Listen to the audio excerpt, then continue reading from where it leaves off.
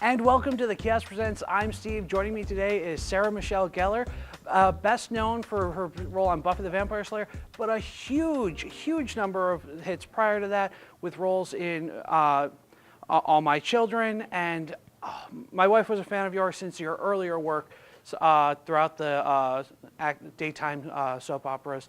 Also joining us is Dr.Siobhan Dolan, medical advisor to the March of Dimes, who helps children all over the country. Thank you both for joining us. Thank you. Thanks for having us. First, Sarah, what brings you here? Why are you talking to us today? We're talking about the Sounds of Pertussis campaign, which is a campaign to raise awareness about the illness pertussis, which is a respiratory illness that can be quite often potentially fatal in young children, and it's particularly on the rise right now. A lot of people think of pertussis or whooping cough as sort of an old disease or a disease that we don't have anymore, when in truth there were more reported cases last year than in the last 50 years. Dr. Dolan, what are the signs and symptoms of whooping cough, and how do people catch it? Whooping cough is an infectious disease, so it's contagious and it's spread by bacteria.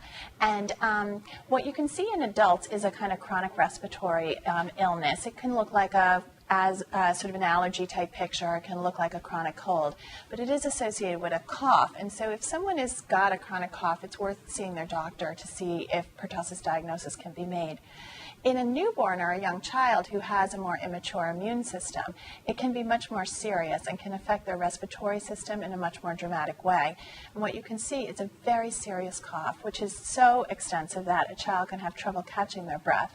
And then when they're trying to breathe back in and get some air into their lungs, it can make sort of a whistling or a whooping sound. And that's where the condition gets its name from. If you go to our website, soundsofpertussis.com, we actually have an audio clip where you can listen to the cough and familiarize yourself with the sound. Oh, very good. Well, Sarah, how did you get involved in the Sounds of Pertussis campaign? Well, the campaign itself is a partnership between Santa Fe Pasteur and March of Dimes to raise awareness. And, as a mom myself, the most important job that I have is protecting my children, protecting them, from illness as well, and protecting other people's children. And I'm fortunate that I have access to, incredible medical facilities, incredible medical doctors like Dr. Dolan. But that information isn't always out there, and it can be confusing. And so for me to be able to talk one-on-one to people and to let them know that this is a very simple problem and solution. And, you ask people to sanitize your hands before they might hold a newborn. You ask people, if you have a cold, come back another time and see my child. Well, this is just as dangerous, and we're asking you, please get your adult Tdap booster. So adults should get vaccinated because adults are carriers of the whooping cough too. It's not just a children's disease.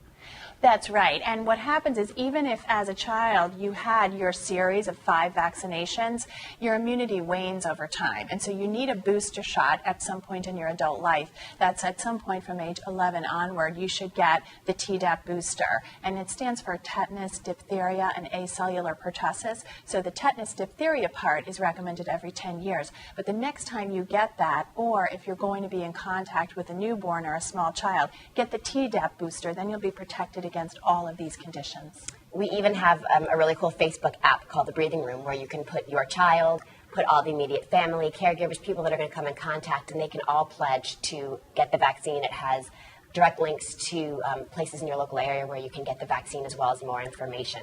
I think people don't realize that when we have a reported case of pertussis, when they can link it back to how it was transmitted, up to 80% of the time it was from a direct family member or caregiver, and up to 50% of the time it was the actual parents, which any new parent, it's the last thing on earth you want to do is potentially jeopardize the health of your child. Well, yeah, it's a very important cause, and I hope everyone in Western New York takes it seriously, and we can prevent some of these cases. How many kids are catching these cases? Do you have any numbers on that? I do. In fact, in New York State alone, it more than tripled between 2011 and 2012. So it is directly affecting our local area. That is kind of crazy. Any disease that jumps that far, it's going to spread much more easily because more people have it, and it's just going to keep passing on. Absolutely. That's right. So yeah, we definitely need to stamp that out. Is there any other websites we can go to get more information? Soundsofpertussis.com is the best way to do it. The Facebook app, again, is The Breathing Room. You can also March of Dimes is another great way. Okay. Well, thank you very much, Dr. Dolan. Thank you very much, Sarah. We can't wait to see you in the crazy ones later in the fall. We're so glad that you came to us and talked to us about this because a lot of people just don't know. And now they're going to be better able to protect their kids. Thank you. Thanks so much.